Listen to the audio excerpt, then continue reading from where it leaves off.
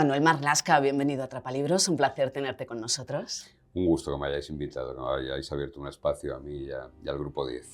Tú bailas y yo disparo. Es tu debut en novela, porque habías escrito ya 6 libros de no ficción con anterioridad. Una novela cuyas primeras ideas surgieron, corrígeme si no me equivoco, en 2006, con frases y personajes que ibas anotando en una Moleskine. Sí, yo tengo la manía de cada vez que abro un cuaderno poner la fecha, el cuaderno ya sea de trabajo, ya sea de algo personal, ya sea... Y ese cuaderno lo abrí en el año 2006, no recuerdo el momento, lo cierto es que no lo recuerdo, pero sí que tengo una Moleskine en casa, un cuaderno de 20-25 centímetros, que iba anotando frases que escuchaba en una brigada, en una comisaría, rasgos de policías que me llamaban la atención, algún diálogo al que asistía, hasta los carteles que tenían colgados en alguna dependencia. Y eso lo revisé unos años después, ahí lo dejé, otros años después lo volví a revisar, ahí lo volví a dejar, y ya cuando surgió la iniciativa, la idea de que tenía que escribir una ficción, claro, allí había una buena parte de material. No había una historia, no había unos personajes como los que aparecen en el libro, pero sí que había unos cimientos que me han servido. Y esto de encerrar al periodista bajo 7 candados y no dejarle salir mientras estabas escribiendo, parece que ha salido bien, ¿no? No lo sé si habrá salido bien o no, pero fue el máximo empeño. Yo creo que hay demasiados periodistas que escriben novelas. Es casi como... y la mayoría son inmensamente malas. No, yo soy un lector muy exigente. Soy muy lector y por tanto soy un lector exigente. Y seguramente hay una parte del trabajo de esta novela que tiene que ver con esa faceta de lector.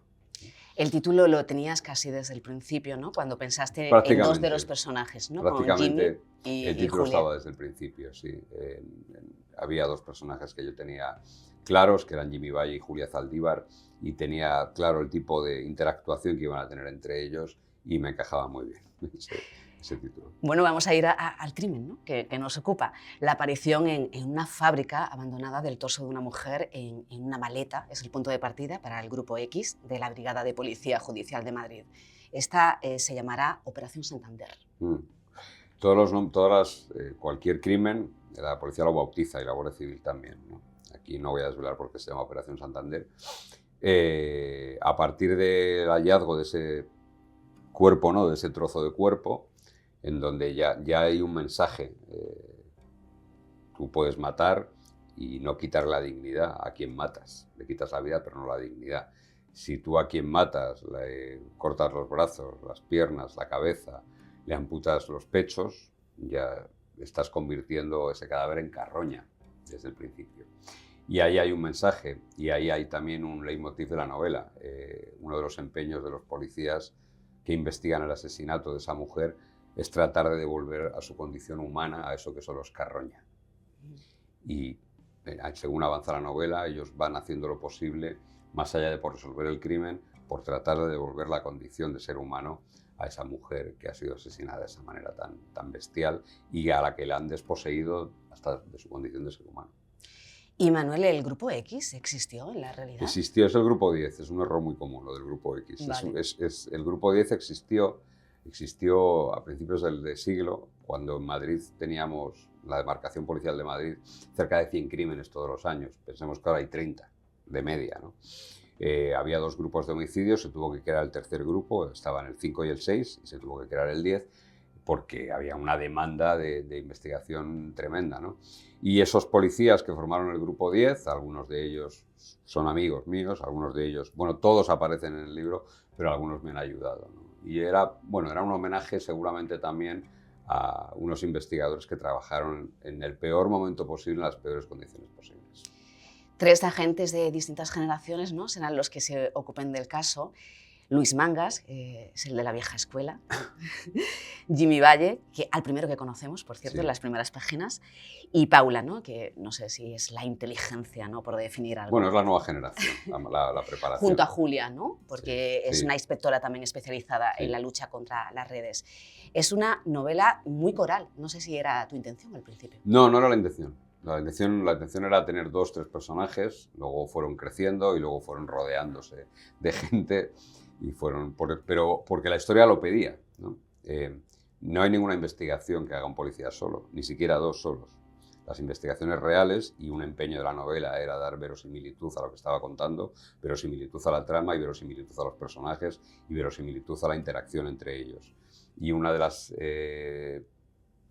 cosas que fueron surgiendo fue que, claro, yo puedo hacer hasta aquí, pero tengo que tener otro compañero que haga hasta aquí y tengo que tener otro más, ¿no?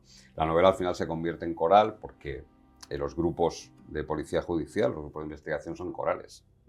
Hay un jefe de grupo, que el jefe de grupo es el que supervisa, hay incluso por encima de un jefe de sección, un comisario, y luego hay un instructor de las diligencias, hay un secretario de las diligencias, hay un montón de gente que participa. A toda esa gente yo la he querido dotar de cierta personalidad, que no sean números.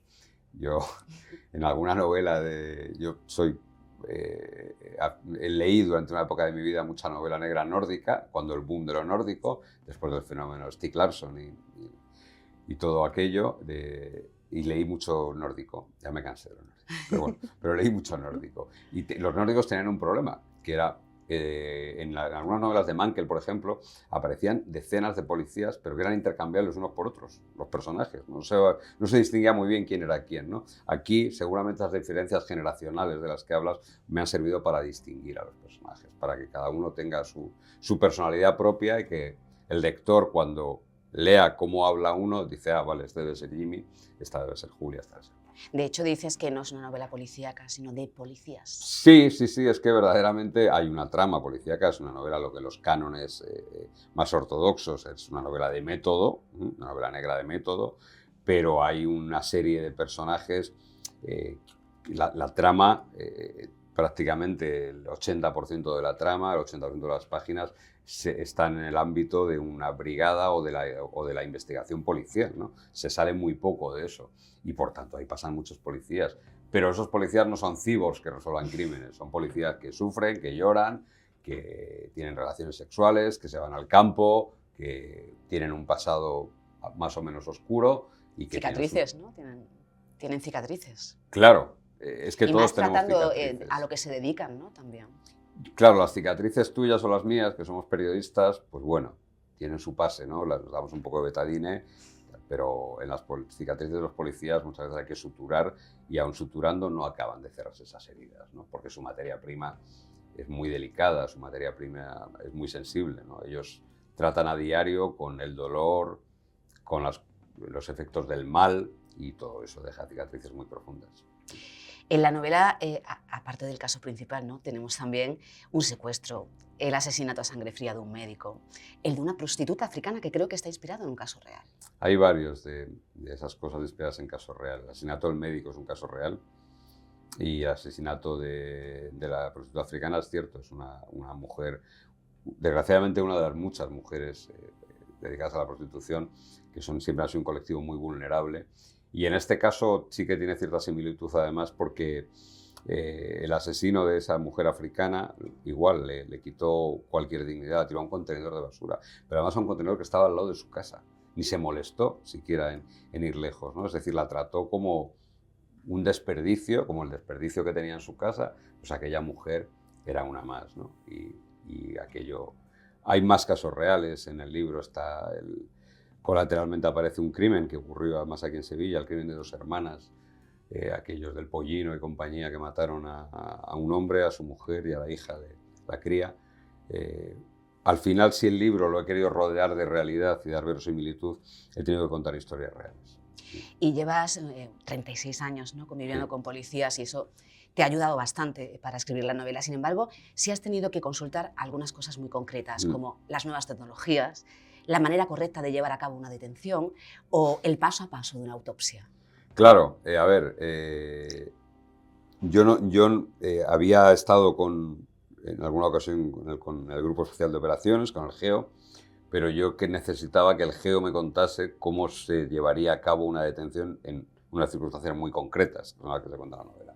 Entonces, Bueno, pues afortunadamente tengo buenos amigos en el Grupo Especial de Operaciones que me acogieron, me enseñaron su arsenal de armas, pues llevaríamos este arma, esta otra, lo haríamos así, me hicieron un dibujo de cómo lo harían y todo.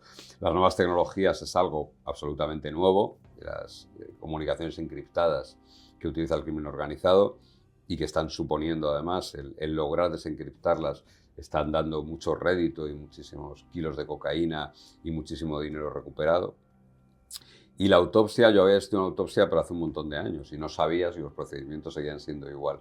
Y le puse la cabeza como un bombo a un par de forenses, a varios policías científicos, para que, ya, bueno, pero ¿cuándo se hace esto? ¿Cómo se hace? ¿Quién está? ¿Cómo? Para, al final, todo era con el mismo empeño, en darle verosimilitud al libro, que nadie puede decir, esto no me pasa así, ¿no? Esto no puede ser. Y aparte de buscar el entretener, ¿no? con esta obra, pues querías también ofrecer esa visión, ¿no? Cercana y realista, como comentas, del trabajo policial, ¿no? Por ejemplo, las diferentes unidades, que ya lo has dicho, ¿no? que existen, y los desafíos a los que se enfrentan los investigadores en el día a día. Claro, tengamos, el trabajo de un policía no es un trabajo normal. El trabajo de un policía tiene un montón de componentes alrededor. Primero, el trabajo de un policía tiene que tener un soporte jurídico siempre. Un policía no puede actuar por su cuenta si no tiene un soporte jurídico. Un soporte jurídico que es el Código Penal o la Ley de Enjuiciamiento Criminal. Y ese soporte jurídico tiene que atenerse a ese soporte jurídico. Cuando eso falla, cuando hay agujeros en ese soporte jurídico, y evidentemente no hay ningún sistema perfecto, pues las cosas se complican. Y hay una parte de la novela que habla de esas complicaciones que traen, ¿no? Y luego hay otra parte del trabajo de policía que tiene poco que ver, si quieres, con la policía y tiene que ver más con esa parte de la que hablábamos hace un ratito, de la reparación del dolor. Y ese seguramente es el reto más grande que tiene la policía, esa reparación del dolor. Y luego hay otra parte que aparece en el libro, que es el crimen organizado. El crimen organizado no es algo, algo etéreo o algo inmaterial. El crimen organizado son personas con muchísimo poder y organizaciones con muchísimo poder y sobre todo con muchísimo dinero. Y el dinero compra cualquier voluntad. Claro, tú dices, el dinero es capaz de corroer hasta la voluntad más firme, entonces, ¿cómo afrontamos eso? Es así, entonces ahí ya tenemos la gente que se dedica a protegernos, y si dividimos el mundo en aquella clásica definición de ovejas, lobos y perros mastines, ¿no? Bueno, pues si los perros mastines que tenemos acaban seducidos y acaban ayudando a los lobos, porque los lobos los acaban comprando, pues tenemos un problema muy serio. Entonces lo que tenemos es que criar mastines con la mejor selección posible y que sean incapaces y que las tengamos bien alimentados para que esos mastines al final no acaben se conviertan en perros cimarrones y acompañen a los lobos en sus cacerías, ¿no? Pues eso también es de lo que habla la novela. Y también tenemos reflejado el sistema judicial, indudablemente. ¿No estás de acuerdo con aquellos que dicen que el sistema judicial es una mierda? No, yo creo que el sistema judicial español no hay un sistema perfecto, no conozco ningún sistema perfecto. Este es el sistema que tenemos aquí y creo que el sistema judicial y el Estado de Derecho que tenemos es lo que ha garantizado muchísimos años de paz y de tranquilidad en este país. Quien quiera poner en cuestión eso, quien quiera quebrar ese sistema, va a tener un problema, porque yo recuerdo como anécdota cuando empezaron los problemas judiciales para Iñaki Urdangarín, en aquel momento yerno del rey, hoy cuñado del rey actual, o excuñado del rey actual, todos aquellos que discuten y que ponían en cuestión el sistema judicial decían que jamás iba a sentarse en el banquillo.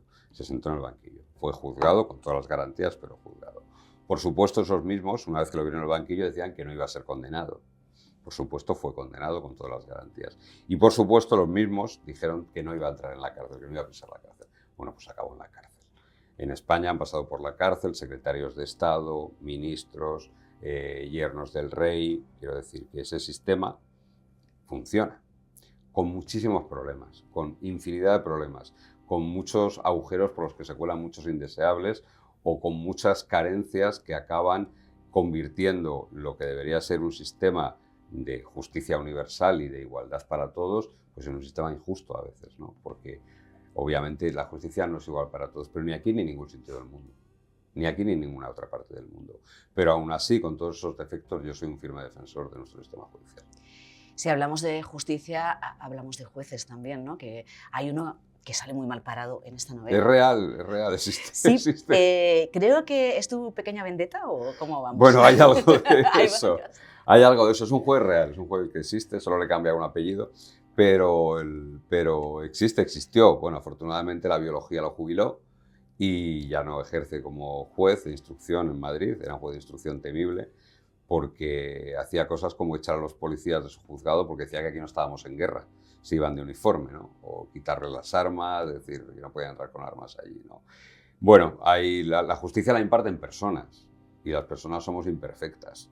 Y luego hay grados de imperfección, hay taraos como él y luego hay gente con pequeños defectos, todos tenemos pequeños o grandes defectos, ¿no? Y luego está el tarado, el taradito, que está lleno de taras y de complejos y de prejuicios, y ese juez en concreto al que yo convierto en personaje de esta novela, pues será alguien a quien sus prejuicios le habían devorado.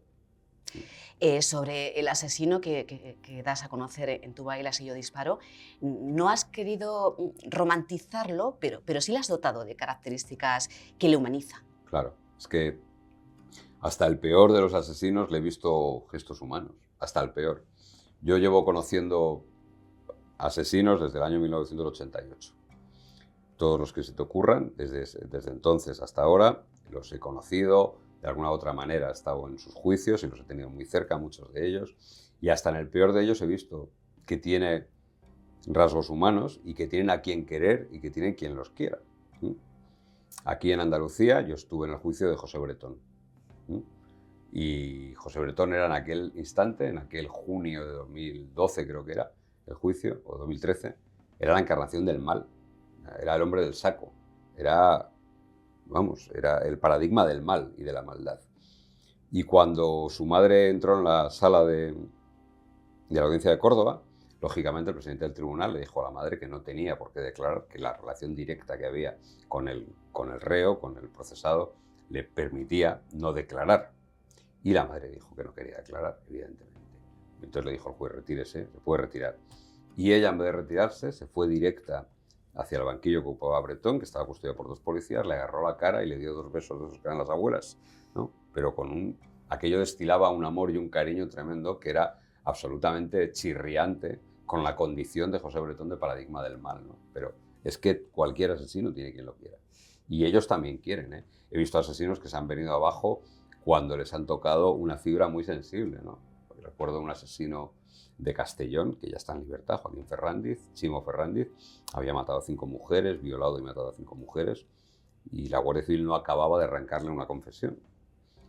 Sabían que era él, tenían pruebas, pero él no había todavía confesado. Y supieron tocar la fibra, que era una sobrina que tenía, una sobrina que estaba pasando problemas en el colegio, y los guardias civiles le dijeron, bueno, pues vamos a ayudar a que tu sobrina cambie de colegio si tú nos ayudas a nosotros, ¿no?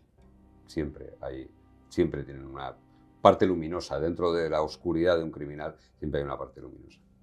Y tampoco existe el crimen perfecto. Tú dices que más bien el criminal con suerte. Sí, claro. Sí, hay criminales que tienen mucha suerte. Hay criminales que...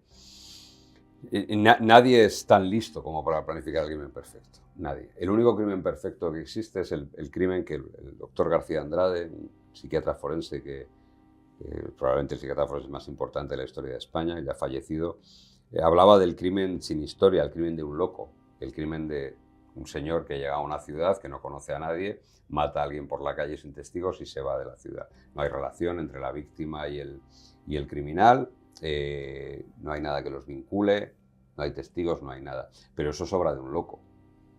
Normalmente los crímenes tienen siempre una razón, un móvil, una motivación, y en tanto en cuanto ya exista eso, ya no hay el crimen perfecto, no existe. Pero sí que hay asesinos que tienen mucha suerte porque el día que se hace la inspección del cadáver de la víctima llueve y arrasa con todas las pruebas. Eso lo he visto, por ejemplo, ¿no? Una inspección mal hecha, un crimen que durante tiempo pasa por ser un accidente o pasa por ser una muerte natural, ¿no? Yo recuerdo Rodríguez Vega, el asesino de ancianas de Santander. La mayoría de las víctimas de Rodríguez Vega pasaron por muertes naturales, claro, eran señoras de 80 años que se morían en su casa en la cama. Nadie pensaba que había un tipo que las había asfixiado y que incluso había tenido relaciones sexuales con ellas. Si la abuela se te muere con 90 años en casa, lo único que piensas es que hay un tipo que le ha hecho eso, ¿no? Ah, pues mira, ¿de qué murió? Pues de mayor, ¿vale? Entonces, durante mucho tiempo tuvo suerte. ¿Y las razones por las que se mata siguen siendo las mismas? Las Quiero mismas. decir, el poder, los celos, la Las lujuria y el mismas, dinero. el poder, el dinero, la envidia, el sexo, los celos, todo eso sigue siendo, yo creo que desde los textos clásicos de la Odisea, la Ilíada, en esos textos ya se hablaban de esas razones para matar y eso sigue igual, ¿no? Sigue permaneciendo inalterable. Se mata con otras técnicas, pero se mata por los mismos motivos. Vamos a ir terminando, pero ¿cómo has llevado la escritura de la novela? Porque creo que estás en la segunda ya, aparte de estos personajes que nos han encantado, Sí, ya dirán los lectores. bueno, si estoy dando los primeros pasos, cuando acabe la promoción ya me pondré más en serio. Yo soy muy prudente y yo quiero ver la acogida que ha tenido la novela entre los lectores, ¿no? Creo, ¿verdad? A ver, yo he llegado a la literatura igual a mí Jimmy me encanta, ¿eh? ¿Te ha gustado? Pues si te ha gustado igual es motivo suficiente, Jimmy me encanta. pero es curioso, se lo habrás oído a un montón Pues es que me ha enganchado desde la primera página cuando lo No, presentas. habrás oído esta frase que está muy marida entre todos los escritores, ¿no? Pero esa historia de que el libro deja de ser tuyo en cuanto lo entregas y es de los lectores, es curioso que es cierto porque cada lector tiene una interpretación distinta, ¿no? Hay lectores que su personaje favorito es Mangas, otros dicen que a ver cuándo va a haber tomate entre Jimmy y Julia, que no puede ser. Otro que por qué a Julia no le pegó un meneo el de asuntos internos, ¿no? Es un poco todo. Entonces, bueno, el proceso de escritura, contestando a tu pregunta, para mí no ha sido fácil, ¿no? Yo soy periodista, llevo muchos años como periodista, he escrito guiones de radio, guiones de televisión, reportajes, guiones de podcast, de documentales sonoros, pero no había escrito ficción. Y la ficción es muy exigente. Y la literatura es extremadamente exigente. Y además yo he querido dignificar a la literatura, he querido honrar a la literatura. No quería ser otro periodista más que escribe otro libro. Hay un exceso de periodistas que escriben libros. Entonces, yo quería formalmente cuidar mucho el libro, mucho, más allá de la verosímil de la historia. Yo quería formalmente ser muy exigente conmigo y eso requiere un esfuerzo, requiere casi un trabajo de orfebre, ¿no? Digo trabajo de orfebre porque cuando uno escribe se le ocurre un verbo y ese verbo seguramente es una puta mierda, porque hay 3 verbos mejores para elegir, ¿no? Y pasa con los adjetivos, o pasa con una construcción, o pasa con una figura, con una imagen que quieras, ¿no? Y esa exigencia es agotadora, sobre todo para alguien que no está habituado, que no está acostumbrado a exigirse tanto. Bueno, vamos a cerrar con música para esta novela, que hay mucha en ella. Hay mucha música. La música al final marca generacionalmente a unos y a otros. Y yo no soy, pese a que llevo muchos años ya trabajando en televisión, yo no soy espectador de televisión. Yo sí que soy oyente de radio. Yo soy lector, oyente de radio y dueño de perros. Serían mis 3 Eso condiciones. Es lo que hay en la novela. Claro, claro. A todos se nos... A ver, Javier Marías...